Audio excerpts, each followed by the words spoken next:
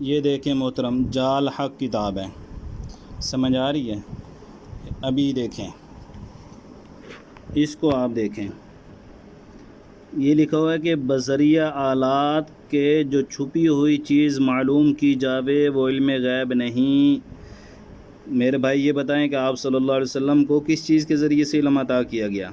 کہ آپ صلی اللہ علیہ وسلم کو اللہ تعالیٰ نے بغیر کسی واسطہ کے علم عطا کیا گیا یا جبریل علیہ السلام کے واسطے سے علم عطا کیا گیا؟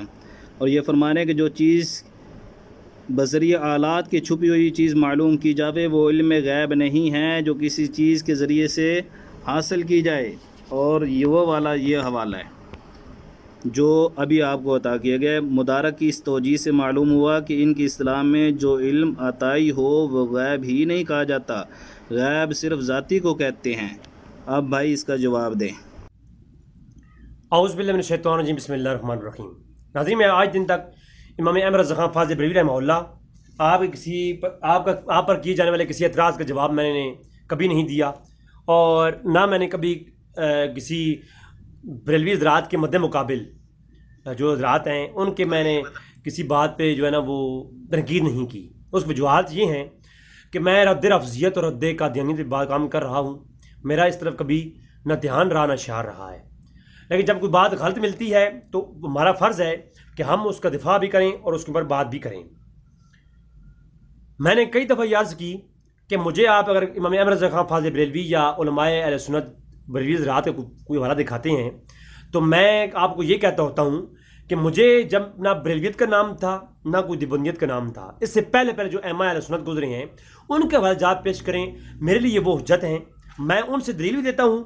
میں نے کبھی اپنی بات منوانے کے لیے آپ کو دلیل نہ احمد یار خان نعیمی رحمہ اللہ کی کبھی دی، نہ اعلیٰ حضرت امام احمد رضا خان کی دی، اور نہ ہی آج کسی محقق اور عالم کی دی ہے، اور نہ ہی آج کسی عالم کی کتابچے کو میں نے کھول کر کے اس کے اندر سے میں نے کاٹ کے اسکرین آپ کو لگا دیا اور کہا جی دیکھیں امام شامی نے یہ کہا ہے۔ تو بعض ایسے بھائی ہیں ہمارے جو دیوبندی حضرات میرے گروپ میں ایڈ ہیں، میرے ساتھ محبت کرتے ہیں، وہ اب آپ کے لیے گزارش ہے، انہوں نے مجھے ایک ویڈیو سینڈ کی جو کہ احمد یار خان نعیمی رحمہ اللہ پر اعتراض کیا گیا، اس کا جواب میں ضرور دوں گا۔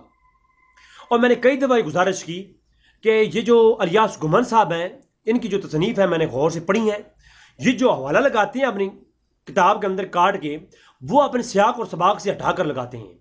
میں نے بھائیوں سے گزارش کی کہ میں یہ نہیں کہتا دیوبند حضرات اپنے علماء کو نہ سنیں، میں نے کہا منیر علم اخوان کو آپ سنیں، راہم ٹی وی کے نام سے ان کا چینل ہے یوٹیوب پر، مفتی اعظم امریکہ ہیں، تو ان سے ان کو آپ سنیں، وہ عالم دین ہیں، دیوبندی ہیں، لیکن کم از کم علم تو ہے ان کے پاس، بات تو پوری بتاتے ہیں وہ۔ اب مولانا الیاس گمن صاحب جب بریلیوں کا رد کر رہے ہوتے ہیں تو ان کے وہی چیز اٹھائیں گے جو ان کے رد میں ہوگی، آگے پیچھے سے بات نہیں بتائیں گے۔ اسی طرح اب کسی دیوبندی حضرات نے جال حق کے اندر سے ایک عبارت کو کاٹ کے وہ پیش کر کے علم غیب کے اوپر اعتراض کر رہے ہیں، اور بار بار یہ ویڈیو میرے گروپ میں پھینکی جا رہی ہے۔ تو میں عرض کروں گا اور اس کا جواب انشاءاللہ دوں گا، اور انشاءاللہ میں تنقیدی گفتگو نہیں کر رہا، اصطلاحی گفتگو کر رہا ہوں، اصلاحی گفتگو کر رہا ہوں، تاکہ آپ سمجھ جائیں کہ یار حق کی حقیقت کیا ہے۔ اور یہ دیوبندی اور بریلوی والے جھگڑے سے نکل کر کے اگر آپ دفاع حناف کا کام کریں تو اس وقت اس چیز کی بہت ضرورت ہے، ورنہ آپ لوگوں کو پتہ ہی نہیں چلے گا کہ آپ کے ساتھ ہو کیا رہا ہے۔ ابھی تک بھی آپ معلوم نہیں ہو آپ کے ساتھ کیا ہو رہا ہے۔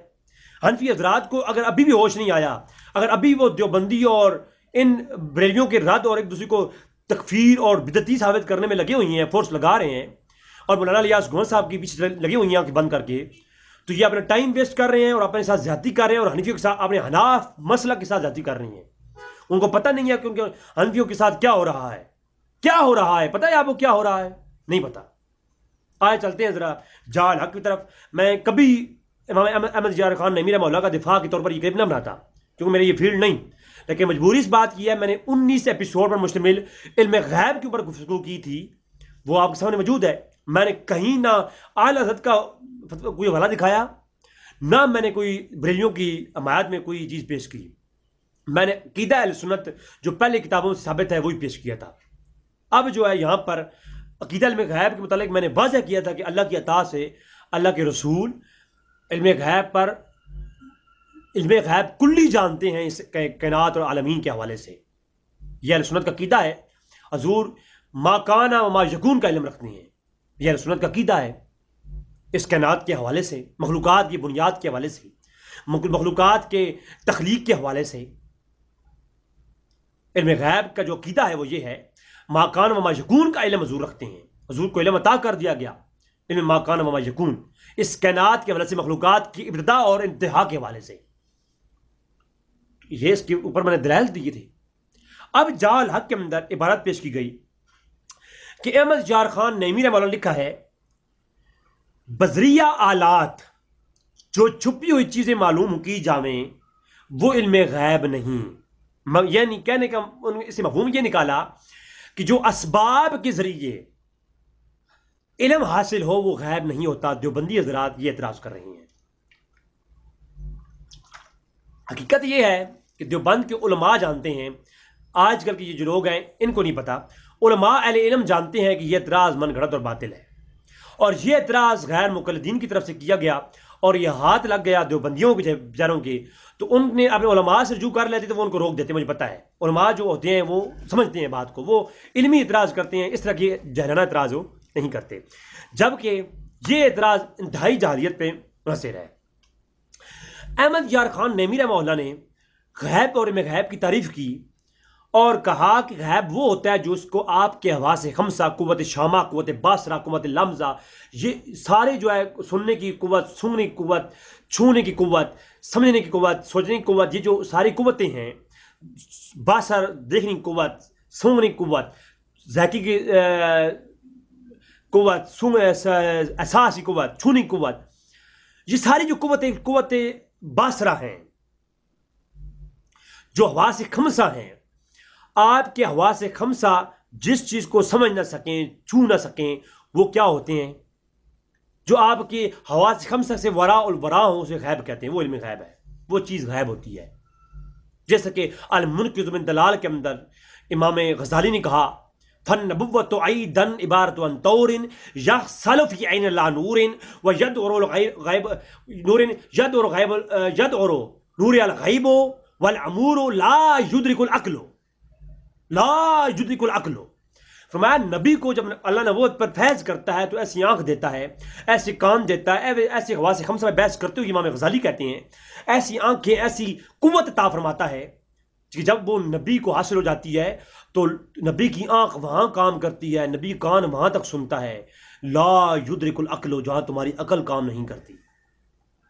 اور اس پر پھر حدیث دلیل طور پر لاتے ہیں، حدیث قدسی صحیح بخاری جلد نمبر 3/963، اور لاتے ہیں کہ حضور اکرم نے ارشاد فرمایا کہ جب بندہ نوافل کا پابند ہو جاتا ہے تو اللہ اسے ایسی آنکھ عطا فرماتا ہے، اللہ اس کی آنکھ سے دیکھتا ہے، پھر اللہ اس کے ہاتھ بن جاتا ہے، اس کے پاؤں بن جاتا ہے، اس کی آنکھ بن جاتا ہے جس سے وہ دیکھتا ہے، اس کی کان بن جاتا ہے جس سے وہ سنتا ہے. تو اس حدیث کو دلالت کے طور پر پیش کرتے ہیں. کیا اس شخص کے پہلے کان نہیں تھی کہ اللہ فرماتا ہے میں اس کی کان بن جاتا ہوں؟ تو پھر امام فخر الدین رازی نے تفسیر رازی کے اندر، تفسیر کبیر کے اندر کہا کہ اس سے مراد یہ ہے کہ وہ بندے نگاہ بلی جہاں تک جاتی ہے پھر اس کے سامنے کوئی پوشیدہ نہیں رہتا. اور پھر امام فخر الدین رازی نے تو اس کے اوپر پھر دلیل دی، فرمایا قرآن میں سورہ نمل کا واقعہ پیش آیا کہ فَعِندَهُ عِلْمٌ مِّنَ الْكِتَابِ.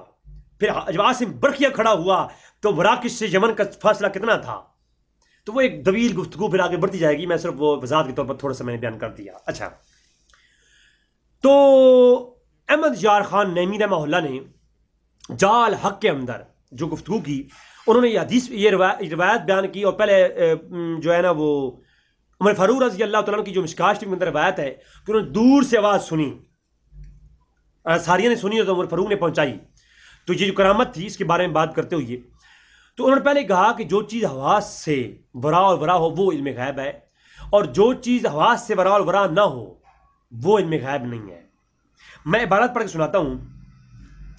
کہتے ہیں کہ عمر فاروق رضی اللہ تعالیٰ نے جو نیاون میں آواز گئی اور اپنی آواز پہنچا دی، اور اسی طرح کوئی پنجاب میں بیٹھ کر کے مکہ معظمہ یا دیگر دور دراز ملکوں کو مثل کف دست کے دیکھے، یہ سب غیب میں ہی دخل ہیں.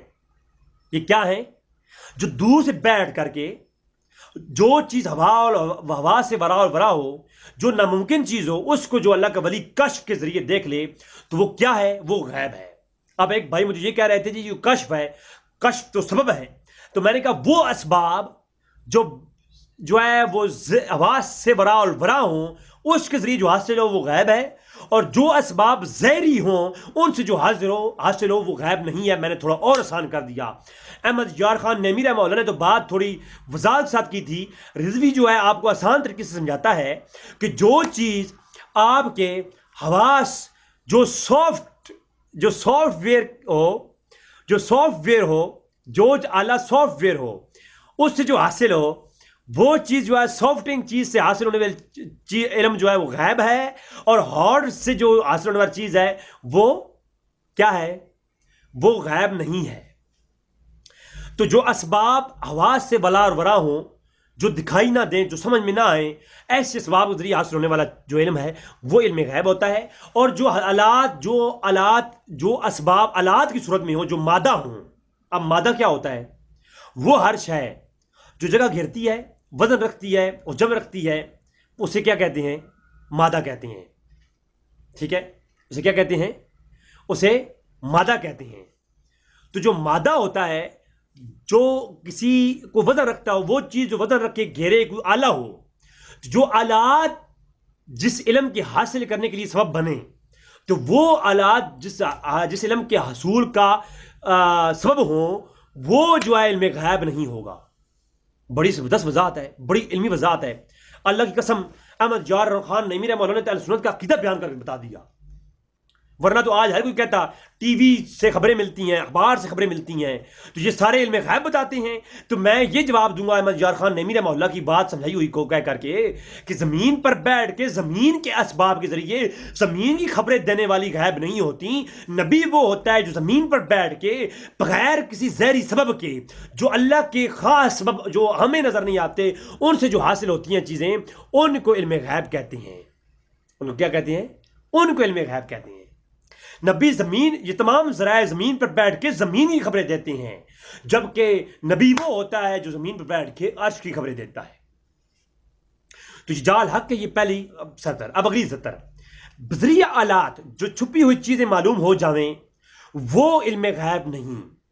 بہت خوبصورت بات ہے۔ پھر آگے مثال بھی تو دیتے ہیں نا، اگلی مثال نہیں پڑھیں گے کہ وہ کیا کہنا چاہ رہے ہیں؟ کہتے ہیں کسی آلے کے ذریعے کسی عورت کے پیٹ کا بچہ معلوم کرنا، الٹراساؤنڈ کو کہہ لیں۔ اب الٹراساؤنڈ سبب بن گیا۔ اب وہ مشین جو الٹراساؤنڈ کی ہے، ٹھیک ہے، جو ہے یہ الٹراسونکس ویو کریٹنگ مشین جو ہوتی ہے، اس جو مشین ہے وہ ویو مشین، وہ سبب بنی ہے، اس نے ہمیں بتایا کہ پیٹ میں بچہ ہے یا بچی ہے۔ تو یہ کیا ہے؟ یہ علم غیب نہیں ہے۔ یہ کیا ہے؟ یہ علم غیب نہیں، کیونکہ اس کے درمیان میں ایک ظاہری آلہ آ گیا۔ یہ علم غیب نہیں۔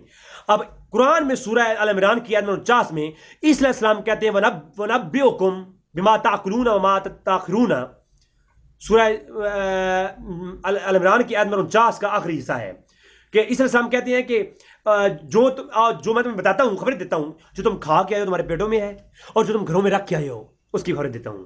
اب درمیان میں کوئی آلہ نہیں ہے، کوئی ظاہری اسباب نہیں ہے، کوئی کمپیوٹر انٹرنیٹ نہیں ہے، کوئی مشین نہیں ہے، کوئی ایسا سبب ہے۔ اللہ کی اطاعت سے اگر جبریل امین بتا رہے ہیں، جبریل امین ایسے، جو جبریل امین کو یہ کہے وہ آلات ہیں، آلوں میں سے ہیں، وہ کافر ہے، جہنمی ہے۔ جو جبریل امین کو مادہ سمجھے وہ دار اسلام سے خارج ہے۔ میں فتویٰ دیتا ہوں، آئیے کریے بحث میرے ساتھ۔ جبریل امین کو جو آلات سمجھے، آلات میں سے سمجھے، مادی اشیاء میں سے سمجھے، وہ کون ہے؟ وہ اسلام کی ضروریات کا انکار کر رہا ہے۔ آئے میرے ساتھ بات کر لیں۔ اب میں پھکی طرح پڑ گئی ہے مجھے، کیونکہ مجھے بار بار یہ پیش کر کے مجھ پہ تھوڑا تنقید کی جا رہی تھی، تو میں تنقید نہیں کر رہا، میں تو اصلاحی گفتگو کر رہا ہوں۔ سمجھیں آپ، آلات میں جس کو فرق نظر نہیں آیا، کیا رسول صلی اللہ علیہ وسلم پر جو وحی نازل ہوتی تھی جبرائیل امین کے ذریعے، وہ جبرائیل کو کوئی آلہ سمجھتا ہے کوئی شخص؟ وہ جاہل مطلق ہے جو یہ سمجھتا ہے۔ حضور کو کوئی علم عالم کے ذریعے نہیں دیا گیا۔ آئیے میں بتاتا ہوں۔ احمد یار خان نعیمی کہتے ہیں ماں کے پیٹ میں بچہ جو عالم کے ذریعے معلوم ہو وہ غیب نہیں۔ ہاں، جو عیسی علیہ السلام پیٹوں کی خبر دیتے ہیں وہ غیب ہے، اور صحیح مسلم کی روایت ہے، صحیح بخاری کی روایت ہے، حضور بتاتے ہیں کہ فلاں تیرا باپ وہ ہے، تیرا باپ فلاں ہے، یہ غیب ہے، کیونکہ اس کا باپ کون تھا یہ کسی حضور نے کسی آلے کے ذریعے معلوم نہیں کیا۔ بات سمجھا رہی ہے جی؟ اور پھر حضور صلی اللہ علیہ وسلم نے فرمایا، صحیح مسلم کی روایت، صحیح بخاری کی روایت ہے، بھلا مجھ سے لیجیے، فرمایا کہ جب بچہ ماں کی پیٹ میں 41 راتیں گزار لیتا ہے تو سمجھ نہیں آتی وہ انسان کا بچہ ہے، اس کا چہرہ نہیں بنتا، اس کی ناک نہیں ہوتی، وہ عورت ہے یا مرد ہے یہ ڈیسائیڈ نہیں ہوتا۔ 41 راتیں جب بچے پر گزر جاتی ہیں، جب 42واں دن آتا ہے تو اللہ کے ہاں لکھ دیا جاتا ہے یہ بدبخت ہے یا خوش بخت ہے، یہ عورت ہے یا مرد ہے۔ اور آج سائنس بھی یہی کہتی ہے۔ اور 42 دن کے بعد ماں کے پیٹ میں بچی کا نظر آ جاتا ہے کہ وہ بچہ ہے یا بچی ہے۔ تو جو حضور نے بتایا کسی الٹراساؤنڈ کے ذریعے نہیں بتایا، ظاہری اسباب اور آلات کے ذریعے نہیں بتایا، اس لیے یہ کیا ہے؟ یہ غیب ہے۔ لہذا آلات کے ذریعے جو حاصل ہو، جو ظاہری اسباب کے ذریعے حاصل ہو، وہ غیب نہیں ہوتا، ورنہ تو آج ہر کوئی غیب جاننے والا ہوتا۔ جبکہ جو ظاہری تجزیات، آپ کے تخلیات، آپ کے تجربات سے ظاہر حاصل ہو، وہ علم غیب نہیں۔ سائنسدان جو زمین پر بیٹھ کے خلا کے بتاتے ہیں، وہ اپنے انسٹرومنٹ کے ذریعے، انسٹرومیشن کے ذریعے، وہ اپنے تجزیات اور انالائٹک انالیسس کے ذریعے، وہ ایک مکمل ایکسپیریمنٹ کے بعد، ایک متحرک چیزوں کے کرنے کے بعد بتاتے ہیں کہ یہ اس کا یہ ہے، اور وہ بھی حتمی نہیں ہوتا۔ جو یہ علم ہے جو آلات کے ذریعے حاصل ہوتا ہے، جو وہ غیب نہیں اور وہ حتمی نہیں ہوتا۔ کئی دفعہ سائنس نے یو ٹرن لے لیے، جبکہ نبی کا علم قطعی ہوتا ہے، نبی جو کہتا ہے وہ سچا ہوتا ہے، اور وہ ظاہری اسباب کے ذریعے نہیں بتاتا۔ میں اس پہ ایک طویل گفتگو کر سکتا ہوں۔ لہٰذا پھر امام احمد یار خان رحمہ اللہ کہتے ہیں ٹیلی فون یا ریڈیو سے دور کی آواز سن لیتے ہیں، اس کو علم غیب نہ کہیں گے، کیونکہ ٹیلی فون کیا ہے؟ ایک ظاہری آلہ ہے۔ ریڈیو کیا ہے؟ ایک ظاہری آلہ ہے، ظاہری سبب ہے۔ کیونکہ غیب کی تعریف میں عرض کیا گیا ہے کہ جو حواس سے معلوم نہ ہو سکے، ٹیلی فون ریڈیو میں سے جو آواز نکلتی ہے، ہم آواز سن کے جان لیتے ہیں، ہم دیکھ کے کچھ پہچان لیتے ہیں، یہ جو آلہ جو ہے وہ پیٹ کا بتا دیتا ہے، تو یہ بھی علم غیب نہ ہوا، جبکہ آلے نے اس کو ظاہر کر دیا، تو اب یہ غیب کہاں رہا؟ تو آلات کے ذریعے جو حاصل ہو، جو ظاہری اسباب کے ذریعے حاصل ہو، وہ غیب نہیں ہوتا، اور وہ علم ظنی ہوتا ہے، عارضی ٹیمپریری علم ہوتا ہے۔ جبکہ نبی کا علم قطعی ہوتا ہے، نبی جو کہتا ہے وہ 100% ہوتا ہے، اور نبی کی قطعی علم پر جو شک کرے وہ کون ہوتا ہے؟ آج میں فتوی لگاتے ہی نہیں ہوں نا، میری عادت نہیں ہے۔ اور جو یہ کہے کہ نبی کو ظاہری اسباب کے ذریعے علم حاصل ہوتا تھا، تو میں تو اس پہ بھی کلام کر سکتا ہوں سخت ترین آج ہی۔ اور جو یہ کہے کہ آلات سے مراد جبریل امین آلات ہیں، میں کلام نہیں کروں گا اس پہ زیادہ۔ تو لہٰذا امام احمد یار خان نعیمی رحمہ اللہ کی جو عبارت ہے، یہ بالکل حق مبنی ہے۔ یہ پوری بات آپ پڑھیں، علماء سمجھتے ہیں، علماء دیوبند سے مخاطب نہیں، یہ گروپ کے چھوٹے موٹے بھائیوں سے مخاطب ہو۔ جی السلام علیکم ورحمۃ اللہ وبرکاتہ۔